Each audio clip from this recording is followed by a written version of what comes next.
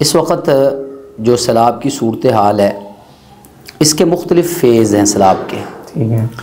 پہلا فیز تھا کہ جب بنیر کے اندر آسمان سے بادل آئے جی اور پھر وہ بادل پھٹ گئے.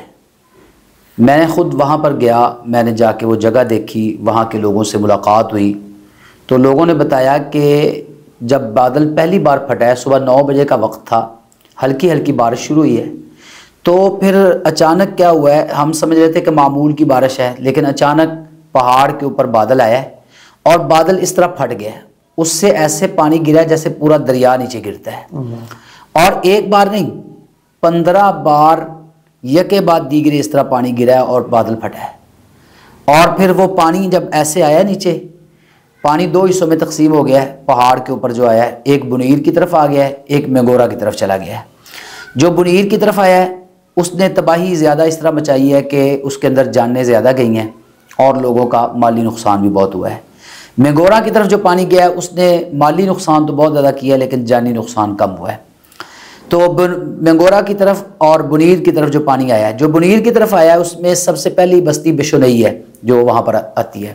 وہاں پر بھی میں گیا ہوں تو لوگوں نے مجھے بتایا کہ جب پانی آیا نیچے تو ایسے تھا جیسے پانی کے اندر ہاتھ ہوتے ہیں، جیسے کوئی چیز پکڑ کے اس طرح اپنے سامنے رکھ لی جاتی ہے نا، اس طرح پانی پتھروں کو سے اپنے اندر لا رہا تھا اور پھر پتھروں کو دھکیلتا ہوا لے کے جا رہا تھا. اور پتھر بھی انسان سے بڑے بڑے کمرے جتنے پتھر، اور جس چیز کو وہ ٹکراتے تھے وہ پاش ہو جاتی تھی. گاڑیاں اس کے نیچے دب گئیں اور اس کے نیچے انسان دب گئے، اس کے نیچے پورے گھر دب گئے پتھروں کے نیچے. لوگ نیچے آئے، پانی کا اتنا شدید طوفان تھا کہ لوگ اس وقت جو صورتحال تھی کہ ان سے بیچاروں سے سنبھلا نہیں جا رہا تھا. مجھے ایک نوجوان ملا جو کہتا ہے میں باہر کھڑا تھا، پانی کے اندر میری والدہ وہ بہہ رہی تھی تو میں بھاگا کہ اپنی والدہ کو میں بچاؤں. تو والدہ نے دیکھا یہ میری طرف آ رہا ہے، لوگ بھی مجھے پکڑ رہے تھے نہ جاؤ، والدہ بھی مجھے اشارہ کر کہتی نہ ہو بیٹا تم ادھر بچ جاؤ، مجھے نہیں تم بچا سکتے. میری آنکھوں کے سامنے میری ماں ڈوب کے مر رہی تھی اور میں بے بس تھا. یہ کیفیت تھی. ایک نوجوان ہمیں ملا پانی کے اندر بہہ رہا تھا تو ایک بزرگ وہ چھت پر چڑھ چکے تھے. تو وہ بزرگ نے مجھے بتایا کہ میں جب چھت پہ چڑھا تو میں نے دیکھا اس نوجوان کو یہ پانی کے اندر بہہ رہا ہے تو میں بڑا پریشان ہوا کیسے بچاؤں. تو مجھے ایک رسہ نظر آیا تو میں نے رسہ لیا اور چھوٹی سی لکڑی تھی اس کو باندھ کر رسے کے ساتھ میں نے لکڑی اس کی طرف پھینکی ہے. تو میں رسی پھینکتا ہوں تو وہ پانی اس کو ادھر دھکیل دیتا ہے، نوجوان کو ادھر دھکیل دیتا ہے. 100 بار میں نے وہ رسی پھینکی، 1 بار 2 بار 3 بار، 100ویں بار پھر اس کے ہاتھ میں آئی ہے تو میں نے کھینچ کے اس کی جان بچائی ہے. وہاں پر یہ کیفیت تھی. تو یہ بنیر کا فیز جو تھا. پھر یہ راوی کا جو آیا ہے، یہ جو انڈیا نے چھوڑا ہے اور ہندوستان نے جو ابھی جارحیت کی ہے، پھر یہاں سے پانی جو آیا سیالکوٹ نارووال اس کو ڈبویا ہے. پھر ستلج سے جو آیا قصور کی طرف، یہ کنگن پور کا علاقہ ڈبوتے ہوئے، اور یہ قصور کا جو گنڈا سنگھ والا کا علاقہ بارڈر کے ساتھ فتوی والا وغیرہ گاؤں، ان کو بہاتے ہوئے یہ لے کے گیا.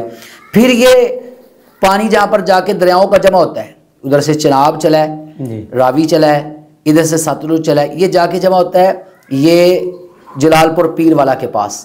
اب یہ جو پیچھے جہاں سے چلتا گیا یہاں پر تو اب پانی نیچے آنا شروع ہو گیا ہے، یعنی یہاں پر آپ سمجھیں کہ سیلاب ختم ہو رہا ہے اس وقت جو کیفیت ہے آج کی. اور جو جلال پور پیر والا ہے وہاں پر علی پور بستی ہے، سیت پور بستی ہے، اور جلال پور پیر والا کے جو مضافاتی گاؤں ہیں اس وقت وہاں پر اس شدت سے پانی 5 دریاؤں کا آیا ہے. 5 دریاؤں یہاں پر جمع ہوتے ہیں تو ان کا پانی اس شدت سے اور اس قدر تیزی سے آیا ہے کہ لوگوں کو بھاگنے کا موقع نہیں ملا.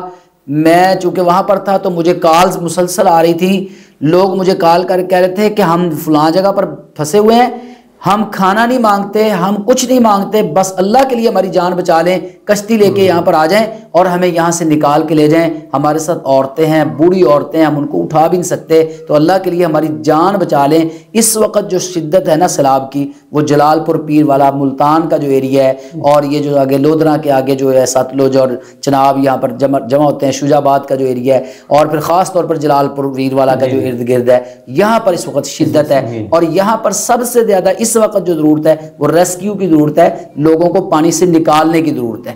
پھر جب لے کے آئیں گے پھر ان کو کھانا کھلانے کی ضرورت ہے، پھر ان کے لیے بستیاں بنانے کی ضرورت ہے.